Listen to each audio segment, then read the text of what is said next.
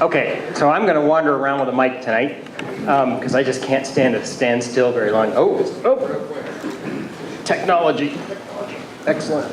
That's forward. That's backwards. And the other two buttons get me a fortune and a retirement party. That's good. Great to see everybody. Thank you for coming out. Thank you to the Congressman. I'm promoting you to the council member for coming.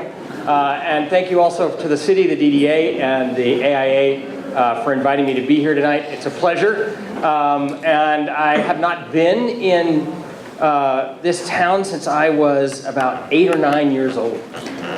So it was a real delight to come back and discover, from an adult perspective, what a nice town it is, and how beautiful it is, and how much you guys have going on here that you're obviously doing really well. So do more of that, and you will continue to enjoy the fruits of your labors.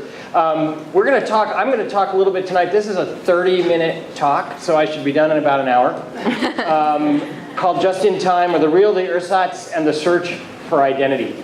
And it's a discussion about how we navigate the questions of building in existing contexts of one kind or another. And I know that everybody here is facing that issue every day because you've got this great downtown that's retained so much of its original character. And you're also facing what I heard today, a growth rate that's kind of extraordinary. And a lot of densification, a lot of more people downtown, meaning more buildings. And how do you do that and maintain some of the character that you've got and you enjoy so much? So let's jump right into that. I want to start out by saying, I know what scares you about this. I know what scares you. Are you ready to see what it is? I want you to think of Fort Collins. Think of Fort Collins with this in the middle of it. It could happen. This is a building Randy Shortridge designed when he was with his earlier practice, which was in Germany, and he can never go back there again. This is actually a real building. This is not a fake building by a very prominent English architectural practice called Future Systems, and it's a department store. I'm sure you had figured that out already before I told you. So I think a lot of people who are adding buildings to historic contexts see something like this and it scares the crap out of them. I mean, they don't know what to do. It's big, someone foisted on them, and you have to live with it. It doesn't have to be that way, nor does it have to be this way, which I consider to be the other end of the spectrum, which is completely artificial in a different way. Does anybody look at this picture and think, oh, it's always been that way? Of course you don't. Does everybody know where this is? It's in Colorado. It's Breckenridge, that's exactly right. So you can ski and then you can vomit up fake history the rest of the time that you're there. Because those seem to be the only two choices in Breckenridge. So, bad? Worse. I'm not sure. It's really hard to tell. At least this one is someone trying to do something. This is someone whose brain has been removed. And they're just spitting out fake forms of history that they've seen in books. So, let's take a look at the land. Let's talk about what we mean. When you look at this guy, who is it? Could it be that there is anybody more authentic than John Wayne? We know when we look at John Wayne, this is authentic. This is not. This is ersatz. Who is that? Ralph. It's Ralph Lauren. What a cowboy. He's a nice cowboy from Eastern Long Island. Ralph Lipschitz. That's his actual name. And as a Jewish kid myself, I can tell you, we don't do cowboy, right? And so he doesn't either. Authentic? Well, let me do it this way. Authentic, ersatz. Authentic, ersatz. Authentic, ersatz. Come on now, really? Could it be more authentic? It could be less authentic. And what's worse is that's the same company, just 10 years apart. Authentic, ersatz. Those are golden arches. These are golden sighs. I'm tired. I can't even think anymore. That's what I do instead. But that's architectural. And this question of authenticity is what I think is what all of this really comes down to, is what makes something authentic to us. How is it that we take the value, the things we like are things that are authentic? They're things that talk to us at a fundamental level. How do we carry that forward? And the last two slides, the McDonald's, starts to convert that to a question of architecture. So let's carry it into architecture and have a little quiz. Authentic. Ersatz. Where is this? Memphis. Memphis. I heard Las Vegas. I had that in there earlier. I took it out because this one's trickier. Authentic. Ersatz. Where's this one? Nashville. The other side of Tennessee. I mean, how great can you get? Tennessee has all of architectural history from one side of the state to the other. Authentic. Oh dear. Oh my God, what's that? Just look at the color of the water. Authentic. Woo! It's great. Authentic. Indiana. Illinois, excuse me, Illinois. Should be Indiana. Yes, that's real. That's actually that's a roadside rest area in Illinois. I can't wait to see the rest of the roadside rest areas, having just moved to Illinois. And for the weirdest of them all, authentic, China. Yeah, I'll do that for you one more time, just because you haven't eaten enough yet. Oh my God. So, we know the difference. We inherently know that this is wrong. Should not be. So how do we translate that knowledge into of examples that are just so cartoonish and silly, but do exist?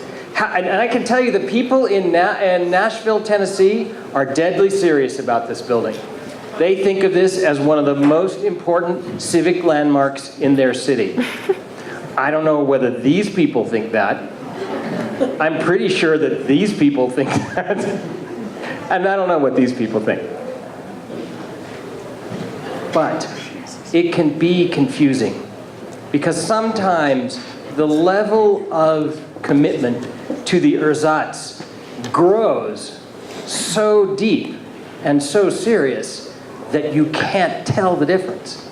So how many folks know what this is? Seaside. This is Seaside. For those who don't know it, architects and planners and landscape architects and interior designers know it because it was a very important place when it was first built. It's a subdivision in the Florida Panhandle, primarily a second home subdivision in the Florida Panhandle, designed by a firm called Duane Platter Zyberg.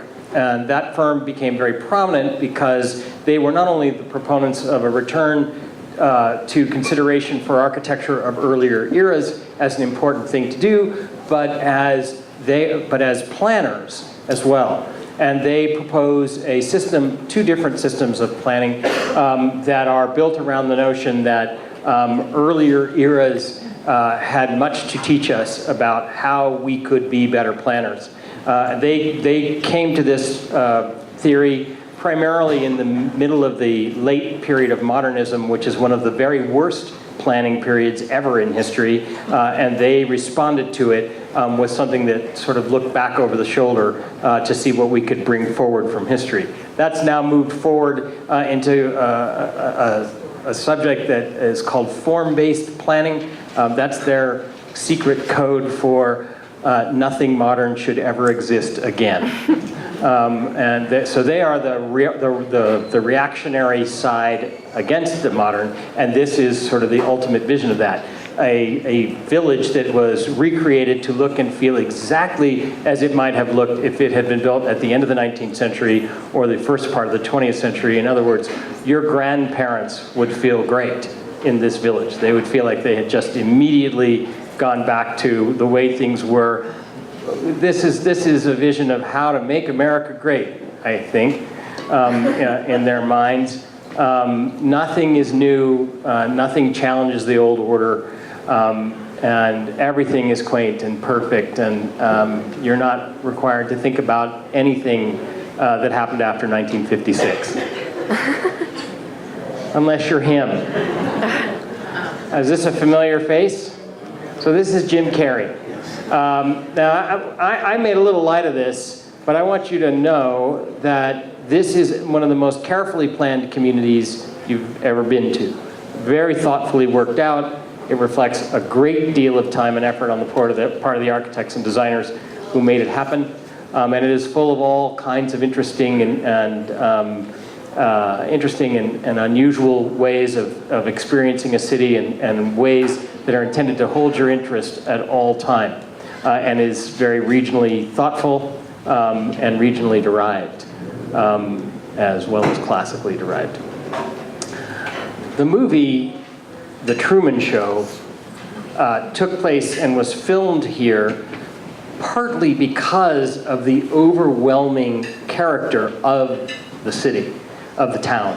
The fact that you have only these environments of history to guide you, that nothing ever changes in the city, nothing ever changes for Truman, and that the movie is just a repeat of his life is just the same thing, repeated every day, again and again and again. And in trying to think of where to film this, they were originally going to build a set, and then they discovered Seaside and realized they didn't have to, because nothing ever changes there, and it's intended to look as if nothing ever changes. And the message at the end of the movie is really simple.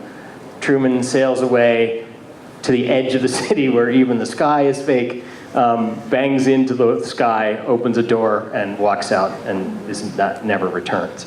So the message being that there must be diversity, there must be change, there must be a chance for the new in order for human beings to survive.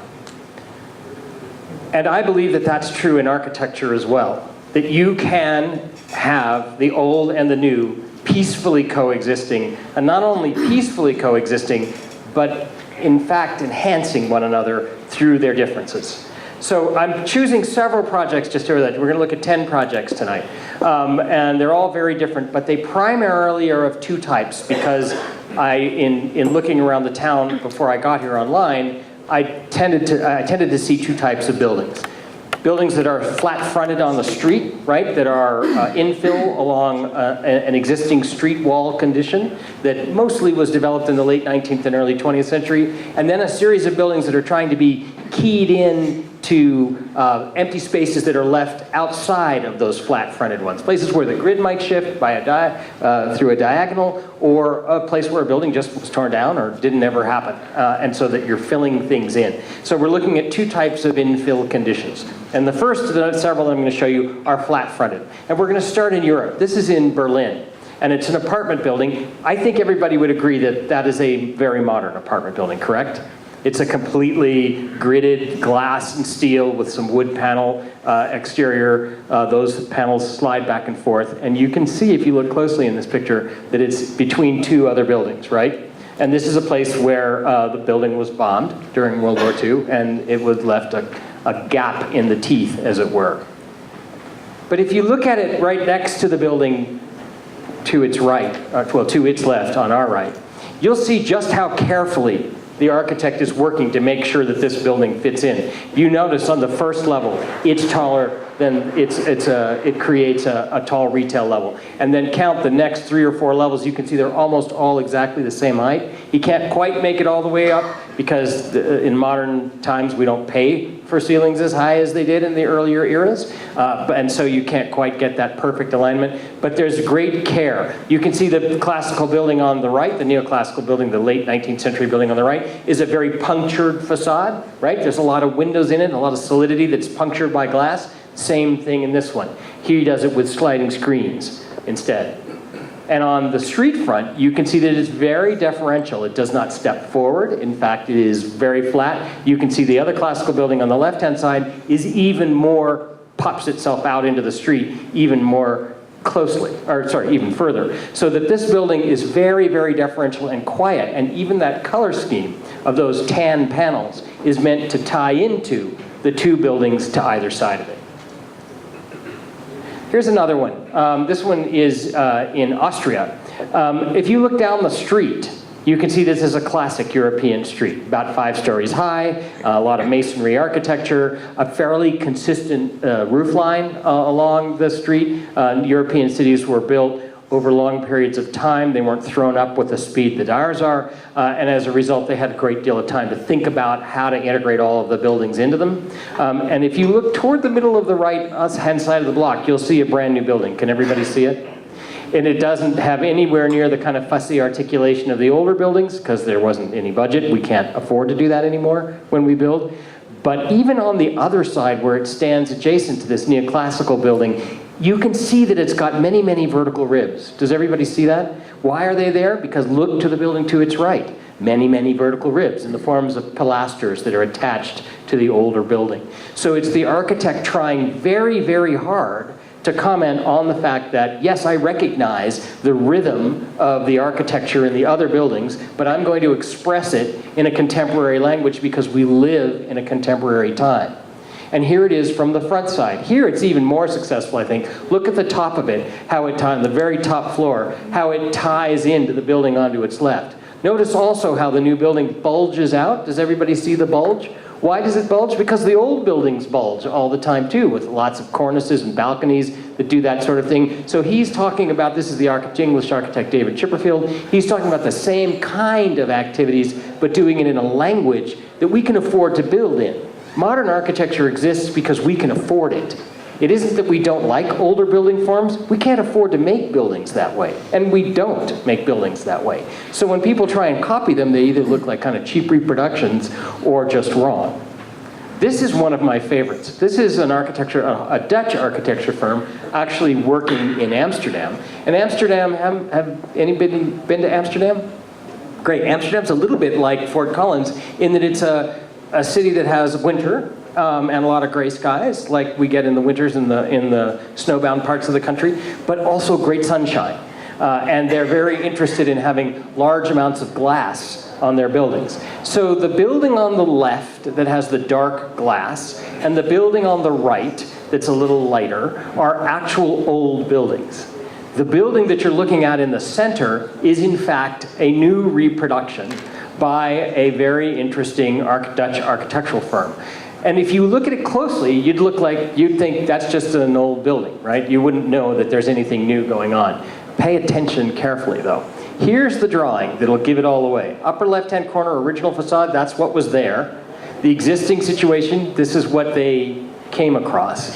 Then they had to replace these buildings with larger ones. Lower left-hand shows you what was there and what actually is there. Do you see how much bigger it got? Right? And then it shows you the facade, how they're going to drag that whole facade up to be taller. And the far right-hand picture, glass to terracotta brick gradient. This is what we're about to see. The whole bottom of that building is solid bricks of glass. They're the exact same size of the bricks in the building next to either side of it, but they're made of solid glass so that the building becomes transparent on the lower levels, which are retail. As it goes up, you can see they start to be substituted out for both actual bricks and then brick-faced glass blocks. So they're actually a gradient all the way up. You can see the individual ingots of glass, and they were all custom made for the building. And here you see them from a distance as you back away. And there it is in context. You can't even read it. If you're more than 10 feet away, it just looks like a glass facade. But in fact, it's talking every moment that it exists about the construction of the traditional buildings to either side, because it's built the same way they are. So here, instead of replacing, you do have trains. Everybody's been telling me. And there they go. Here, instead of simply putting a glass facade on a building, which you could do in Holland, they actually made the building talk about how all of those things are created. Now, I know everybody says, oh, Europe, why can't we see something in the US? Well, we can. So here's a building in San Francisco, California, by the architect Stanley Sadowitz. We're actually going to see Sadowitz twice. You can see the 1920s apartment building on the left. You can see the 1930s 20s, probably Victorian apartment, wooden little small guy on the right. But if you walk up the street, as you see up the street, you can see more and more of the white brick buildings. That's very, very common in San Francisco, big white brick buildings, particularly in the first part of the 20th century. They were seen to be fireproof, and you know they had a little fire issue in San Francisco at one point, so this was a way that they were going to protect themselves.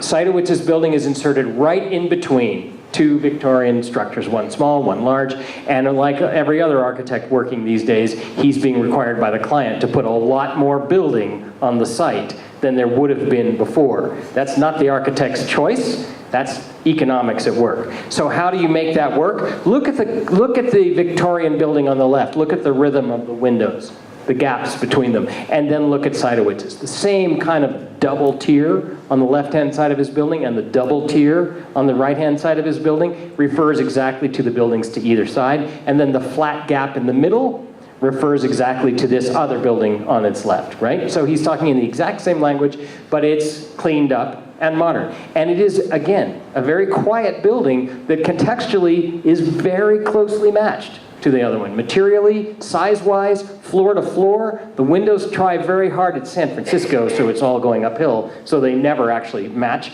but they're trying very, very hard to keep the ratios close together so that these buildings have a clear relationship, and when you look at it as an ensemble, which is what we're talking about doing in your town, it works as part of the ensemble, and yet maintains its integrity as a modern building.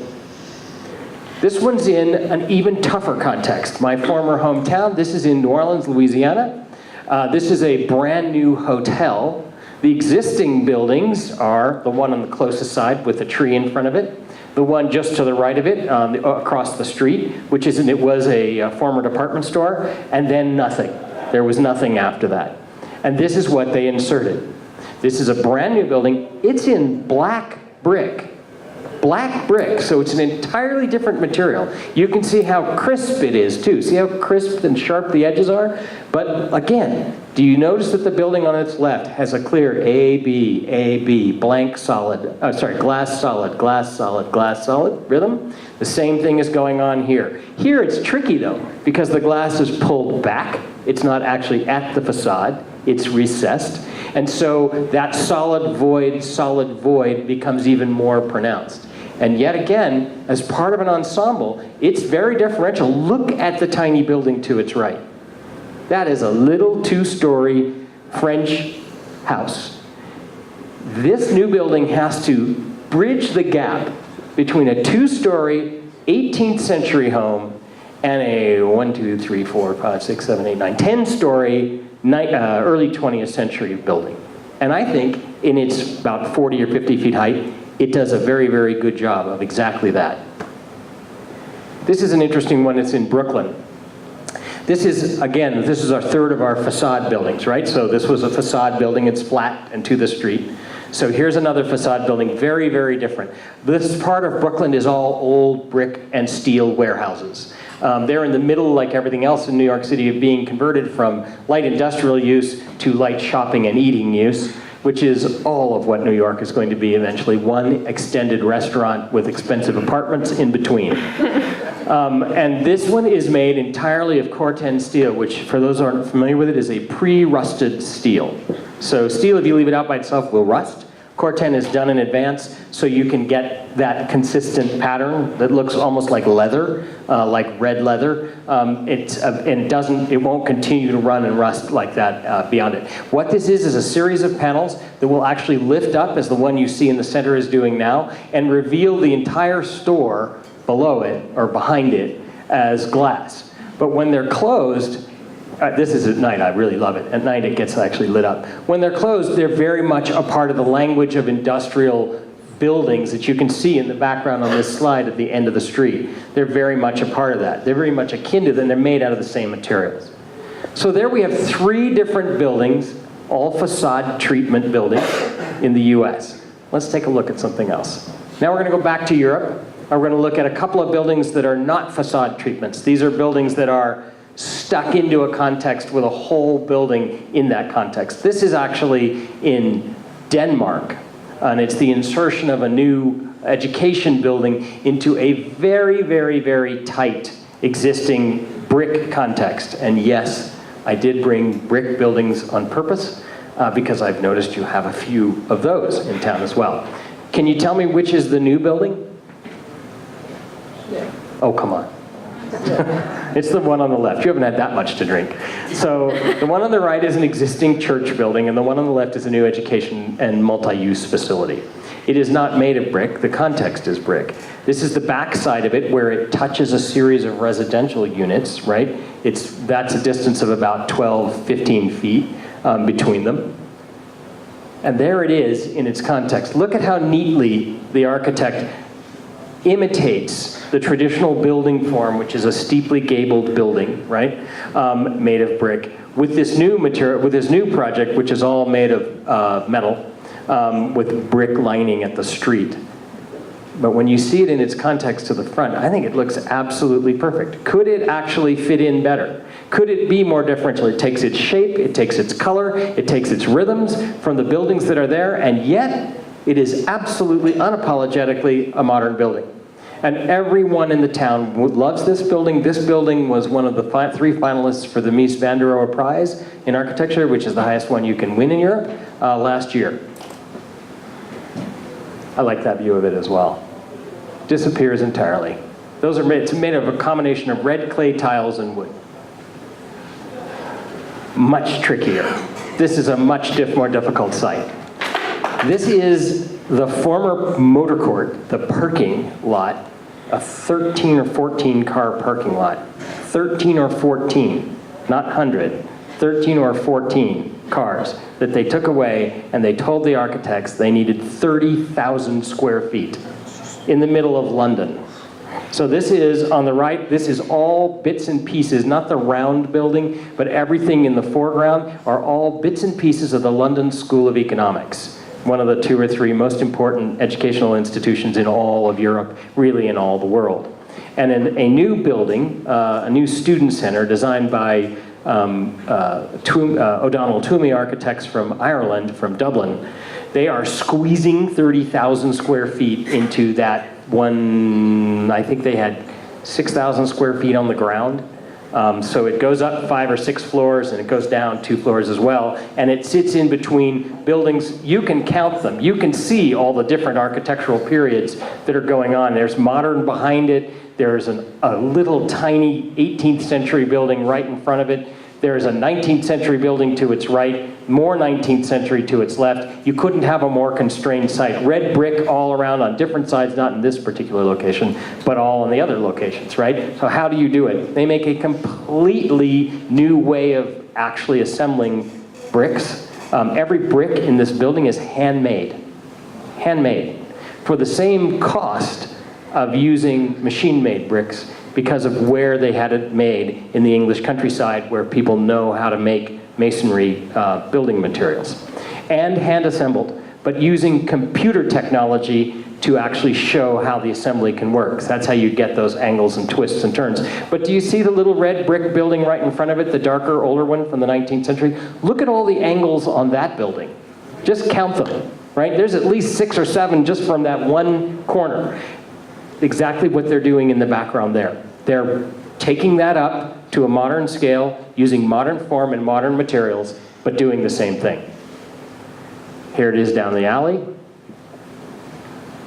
And there it is on the context from the most busy of the streets. Again, it's a hell of a lot bigger than what's around it, but that's what's going to happen.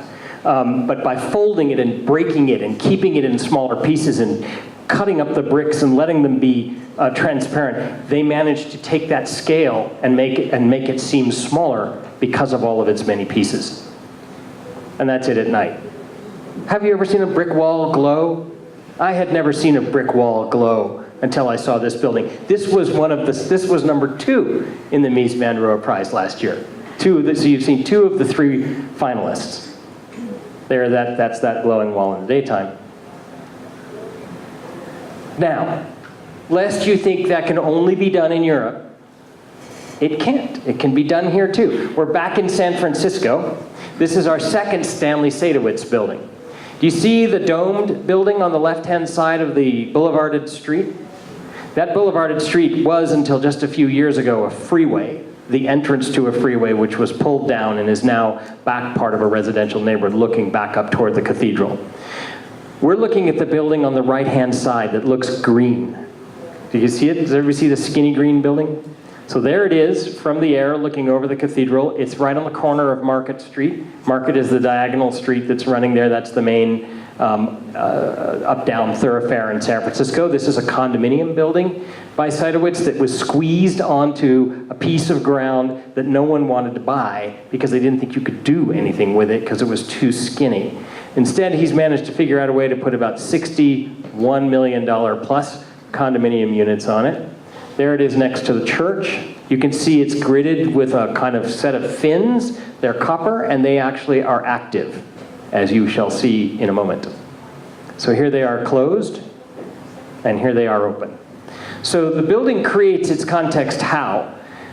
It responds to its context by clearly articulating every floor, right? You can see how many floors that building are. There's 6 floors high.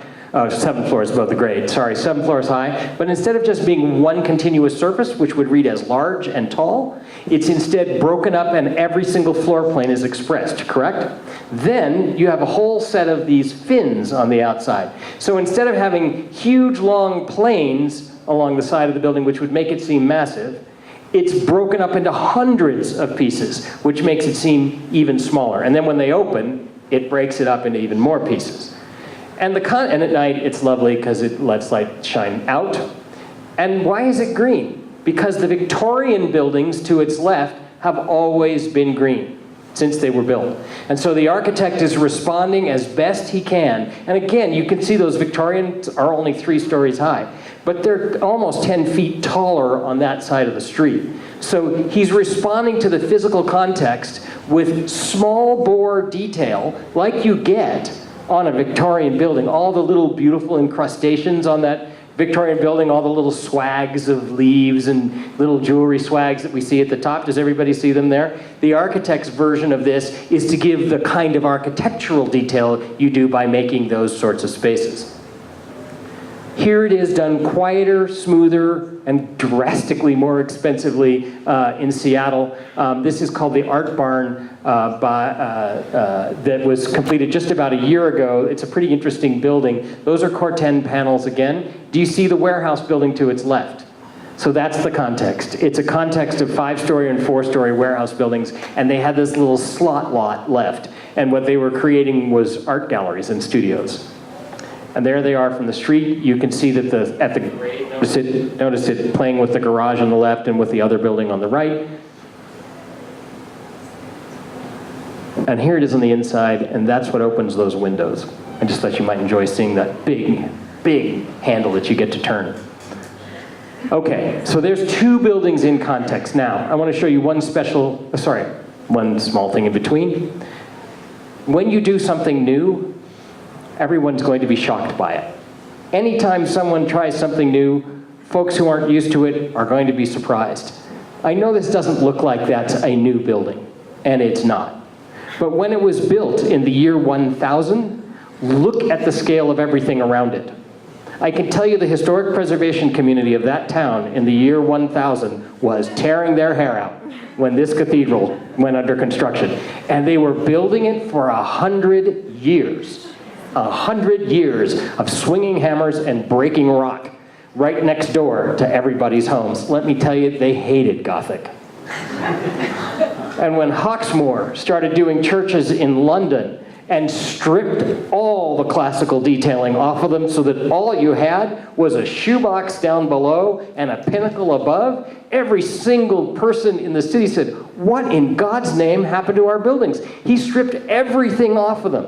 Everything, and he did. It's just simple architectural volumes stacked up on top of each other. This building is 500 years old, almost 400 years old. And look at how modern it looks. You can bet in little brick London, this white building, not popular. Or this. Recognize that from London? When was this built? the late 19th century. This is not a real Gothic building. This is a fake Gothic building, a neo-Gothic building. And it was built in an area where nothing around it was Gothic. It was all neoclassical. So when they built this, this was the most controversial building built in England, possibly in history. The bromides they threw at this architect were the most vicious kinds of things you can ever imagine. And this, they tried to tear down. Once it was finished for the fair for which it was built, they immediately called for its destruction. Happily, they didn't have the money. And so it stayed. And by the time anybody figured it out, everybody loved it. And this stupid squatty building, 110 stories tall in a city where the next nearest thing to it was 72 floors, everyone hated it except the monkey. Everyone hated this building. It was too big, it was too flat, it was too dull, it was too fast, too expensive, way too this and too that, and it spent the last nearly 100 years being the most important building, not only in New York, but one of the most important high-rises ever built. So, new scares people. It scares people even in hippy-dippy Santa Monica, California. And you're looking here at Main Street. They even have a 4th of July parade in Main Street. What I love is that their 4th of July flags are Mexican, German, and Korean. It's just great. The context is little 2- and 3-story buildings, some of them with a kind of Spanish colonial, Spanish Baroque style. Many of them simple box buildings, just the cheapest thing that could be built in 1950 or 1940, or these, the late 1940s. Most at a relatively small scale. And so when they found a skip lot and they needed to develop it into a small group of shops, group of buildings, who did they hire to do this contextually? Oh, Frank Gehry. I know, someone everybody understands as quiet and sensitive and contextual. What a lot of people don't know is that Frank Gehry spent the first 20 years of his life designing shopping centers and parking garages. And so they hired the right guy. And when they inserted this collection of odd, quirky shapes, strange little internal alleys, and weird materials like hanging sheets of hurricane fencing, they thought, people in Santa Monica thought, this is freaking nuts. But 20 years on, it's the most successful development on Main Street in Santa Monica, and it is now part of the context and beloved. No one even blinks walking by this at this point. So, often cities that have a lot of context try and protect it in sort of heavy-handed ways. This is Salinas, California, that passed an ordinance that said every building in its downtown had to be historic because they had about 8 historic buildings. And you've now seen 4 of them. And so what did they get for their money? They got this theater, the Maya Theater, which is allegedly historic because it has columns and it has a pitched roof. And thus, it has dentil molding. Does everybody see the little brick-like things up near the top? That's called dentil molding. All of which is made of stucco, all of which looks like shit. I'm sorry, it's just what it is. But they have their ordinance, and they're very proud of this thing that they call historic building. They also got this. That's in a style called early garbage. And then there's this, the I don't know period of history, because there never was one. But this is what happens when you try to over-regulate the answer in your community. By contrast, Grand Rapids, Michigan, a town about twice the size of Fort Collins. I love this shot because here's the shot down one of the main streets of town. And there it is again. And you can see it's just a hodgepodge of stuff. A little 19th century, a little 20th century, a little short, a little tall, a little Victorian, a little Richardsonian Romanesque, a little of this, a little of that. Their ordinance downtown, you can do whatever you want. As long as it fills the site to the zoning requirements and stays within the height restrictions of the city, you can do anything. And as a result, that city, I should have told you, Salinas downtown, dead. Nobody. Grand Rapids, jam-packed every weekend, even in the cold. This building exists right next to this building. which is their new, this is their new farmer's market building. This building is just 2 blocks from this building, which is their new art museum. Step out 1 block and you can see the context of the art museum is in the middle of nothing but 19th century buildings. And they love it. This is the absolute pride of the entire city, and they were particularly proud. That's a landscape by Maya Lin in front of it. They were particularly proud when it was designated the greenest museum in America, meaning the most environmentally sensitive museum in America. So, what does this tell us? It tells us, why am I showing you the highline? It tells us that context is a critical, difficult beast. The High Line, is everybody familiar with the High Line? Park in New York City used to be a railroad, started out looking like that, right? Then eventually ended up looking like that. They were about to tear it down until some people saved it, and now it looks like that, right? So that's the history of the High Line in 3 easy slides. And it's a place where New Yorkers go to enjoy the city from an unusual vantage point, from about 22 feet in the air when you're walking along it. And they left all the landscape, they didn't leave the landscape, they recreated the landscape to look like what it had looked like when it was abandoned. So what grows there naturally is what grows there now. People are up there looking at the city, and I want you to look carefully at this slide. Look to the left, 19th century tenement. Look to the right, 19th century tenement. Look just beyond the tenement to the right, weird angled 1970s building. Straight through, you're looking up at Times Square, actually at my former apartment building, sort of on the far right. On the left, the white building is where Robert Stern's offices are, so you know that's classical, right? So all kinds of this, that, and the other all mixed together. It's just a hodgepodge, it's a melange. But as a composition, it's hard to imagine something more exciting. And I can tell you that 3 million visitors a year, it was designed for 1.5 million. 3 million visitors a year agree. They go up for the crazy art that has now become a part of the landscape on all sides. And they go for the crazy new buildings. Look at that thing straight through the center that looks like it's about to fall over on you when you walk by it. Or this one, just finished by the late Zaha Hadid. And they just go to be in the middle of the mixture that is in New York. That everything goes kind of architectural environment that has created what is certainly still the greatest city on the planet and has been for over 100 years. Or Chicago, when you're down on the riverfront, my new hometown, and you're walking on the riverfront park, look at the set of buildings you're looking at here. On the far left, you've got a brand new building by Skidmore, Owings and Merrill. In the center with the flag, you've got a 19th century building. Just beyond that, you have an early 20th century neo-Gothic building. Just beyond that, you have another Skidmore, Owings and Merrill building. Turn around, look the other direction, and you get a Mies van der Rohe building hard on the right. You get Bertram Goldberg's Corncob Towers from Marina City. On the left-hand side, you get neoclassical and postmodern. You get it all in one quick 2-block walk. There are no restrictions in Chicago on any kind of architecture. And the result is this one of the greatest tableaus of buildings anywhere. People travel all over the world to see Chicago. That little strip of river does 600,000 people in boat tours from only one company. And there are 3. It's estimated now that it's close to 1 million people a year taking boat trips straight up and down here to see this architectural diversity. The view from my apartment. No, just kidding. Close though. So where are we? Here we are. Here we are in Fort Stockton. Beautiful.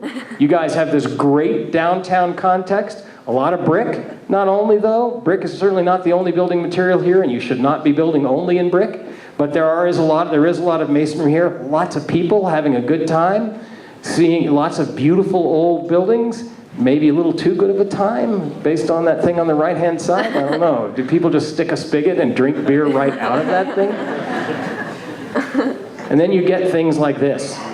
Buildings that are just obviously confused. This building doesn't know whether to be modern or historical. I want someone to tell me what period this is. Anybody? Last week. No one can. I can tell you the architect, whoever that is, can't either. because it isn't any period. It's a hodgepodge, and it's one of these buildings that's supposedly form code generated, poking back and forth when all it wants to be is one simple clean volume, but it's not allowed to be. Or this, the kind of hodgepodge architecture. Count how many materials and colors are on just this one elevation of the building. I counted 7 different colors and materials just on one side. If you add that up, it's a 4-sided building. That's an awful lot. All those buildings we saw in Europe and in the other parts of the US, 1, maybe 2, right? Do we really need all of this? What is this giving us other than a need to go get your eyes checked? Or this, where there isn't even anything at all. I don't know that this has been built. I took it off the web. But here, you've got this big, bulky building, and all people are doing is sort of banging it back and forth as if it's sort of an excuse and an apology that they can't figure out how to design a building. They're just being stripped around and shoved around by a building code that thinks it's smart by trying to break larger buildings into smaller pieces. The way you get good buildings broken into that behave correctly is to hire good designers that know what they're doing. So you're at a moment here where you got 2 things going on in this town. You got real history, like your streetcars, and I don't know if they're actually yours or someone else's, but they're actual historic objects. And then you have fake history right behind them. And you have to decide. You have to decide which you want. Do you want authenticity, or do you want ersatz? And I have a suggestion to close. What you want is this. 3 buildings, 3 different eras, 18th, 19th, and 20th century, all together. One on the left, sort of in a Dutch, late 19th century or 18th century Dutch warehouse model. On the one on the right, on the lower levels, a kind of Richardsonian-inspired 20th century American warehouse model. And on top, all in Core 10, this is our Core 10 night, a very simple, modern addition on the roof. Where is this? Is this in Europe? It looks like it, doesn't it?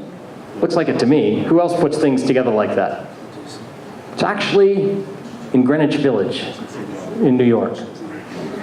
This is what cohabitation between history and contemporary architecture can look like when it's done well and when it's regulated correctly.